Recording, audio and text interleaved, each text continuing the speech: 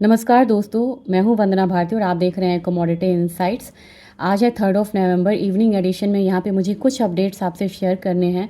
3 data यहाँ पे आया है। यूएस से डेटा आना बड़ा मुश्किल हो रहा है, डिलेड हो रहे हैं और डेटा यहाँ पे उठापटक वाली होगी, इसलिए यहाँ पे डिले भी किया जा रहा है। अब आपको मैन्युफैक्चरिंग पीएमआई डेटा आया था। ये डेटा जो है ये इम्प्रूव होके आया था। 52.2 एक्सपेक्टेड था और आया ये 52.5। लेकिन यहाँ पे पंगा कहाँ है? पंगा है आपको आईएसएम मैन्युफैक्चरिंग पीएमआई जो है प्राइसेस, वहाँ पे आपको 61.9 प्रीवियस डेटा था, एक्सपेक्टेशन थे 62.4, आया कितना है वो 58। बहुत बड़ा वेरिएशन है ये यहाँ पे देखने को मिला है। और जब आईएसएम मैन्युफैक्चरिंग पीएमआई देखा जाए तो यहाँ पे एक्सपेक्टेशन कितनी थी 49.4, यानी कि 50 से नीचे। पहले कितना था 49.1, तो एक्सपेक्टेशन थी कि ये इम्प्रूव होके आएगा और आया कितना ये 48.7।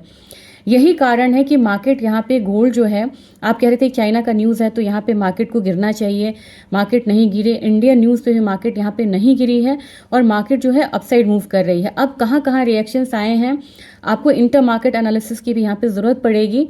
बिटकॉइन में फॉल आया है 3.5% का, एथीरियम में फॉल आया है 5.5% का, बीएनबी में फॉल आया है 8% का। तो यानी कि जितने भी क्रिप्टोज हैं वो यहाँ पे गिर रहे हैं। और साथ में अगर देखा जाए तो जितने भी जो यूएस के स्टॉक्स मार्केट हैं, जो फ्यूचर इंडिसेस हैं, वहाँ पे भी फॉल आ रहा है। और बढ़ क्या रहा है? बढ़ रहा है डॉलर इंडेक्स, बढ़ रहा है विक्स और बढ़ रहा है गोल्ड और सिल्वर। यानी कि सेफ हेवन बाइंग एक बार फिर से रिटर्न आई है और गोल्ड में खासकर आई है क्योंकि काफ़ी दिनों बाद हम लोगों ने 2 हफ्ते का एक करेक्शन आता हुआ देखा। तो यहाँ पे कह सकते हैं कि वैल्यू बाइंग लौट के आई है। यही कारण है कि बहुत ज़्यादा रिएक्शन चाइना वाली न्यूज़ पे नहीं आया। और चाइना वाली न्यूज़ क्या है? वो है कि उन्होंने इंडिविजुअल के इन्वेस्टमेंट बाइंग पे 6% का यहाँ पे लगाया है टैक्स। और यहाँ पे जो फिजिकल ज्वेलरी बाइंग जो है या किसी भी फॉर्म में, उस पर 13% का टैक्स लगा है। अब आते हैं हम अपने मार्केट पे। गोल्ड में आज सब बोल रहे थे कि रिएक्शन नहीं आया, लेकिन मैंने देखा यहाँ पे रिएक्शन आया है। यहाँ पे 4038 के करीब ट्रेड हो रहा है। मैंने आपको 4080-85 वाले लेवल्स बताए थे कि इस हफ्ते में हो सकता है कि हम ये रेजिस्टेंस आता हुआ देखें। 1% की बढ़त है, जबकि हमारा गोल्ड यहाँ पे सिर्फ 0.5% बढ़ा हुआ है, 1,21,851 है। तभी मैंने आपको यहाँ पे कहा था कि यहाँ पे अगर बाइंग आती भी है तो हल्की बाइंग आएगी और रेजिस्टेंस जो है यहाँ पे हमारा 1,23,000 का होना चाहिए इस हफ्ते के लिए, फिलहाल 1 से 2 ट्रेडिंग सेशन के लिए। सिल्वर की बात की जाए तो सिल्वर में बाहर में जो बढ़त है वो 0.65% है। कितना ट्रेड हो रहा है 48.49। अगेन $49 मैं बार बार बोल रही हूँ कि ये बड़ा हर्डल है। हमारे बाजार में ये कितना बढ़ा है? सिर्फ 0.13% बढ़ा है। तो जो चीज़ वहाँ पे 0.64% बढ़ी है, अपने मार्केट में सिर्फ 0.13% बढ़ी है। ये इम्पैक्ट है बेस प्राइस के कम होने का। कहाँ पे ट्रेड हो रहा है? 1,48,480। एक कारण और है यहाँ पे कि जो मैन्युफैक्चरिंग डेटा खराब आया उससे सिल्वर पे इम्पैक्ट है, इसलिए गोल्ड ज़्यादा बढ़ा है और सिल्वर कम है।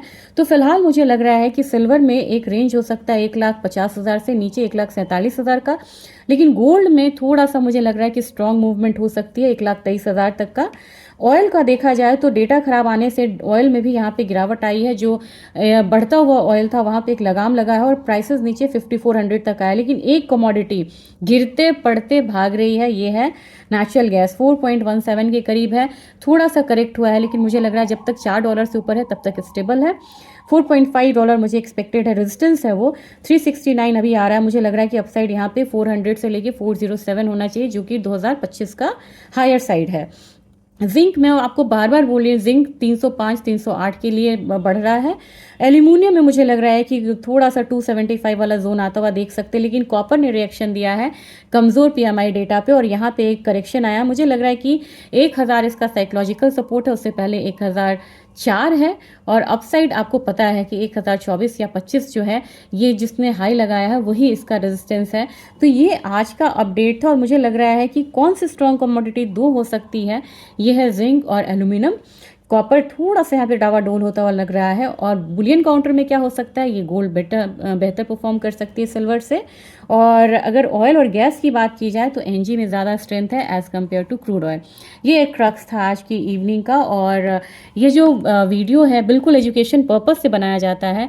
यहाँ पे कोई भी मैं ट्रेडिंग रिकमेंडेशन नहीं देती हूँ और ना ही मेरा कोई कमोडिटी में कोई पोजीशंस होता है। Thank you.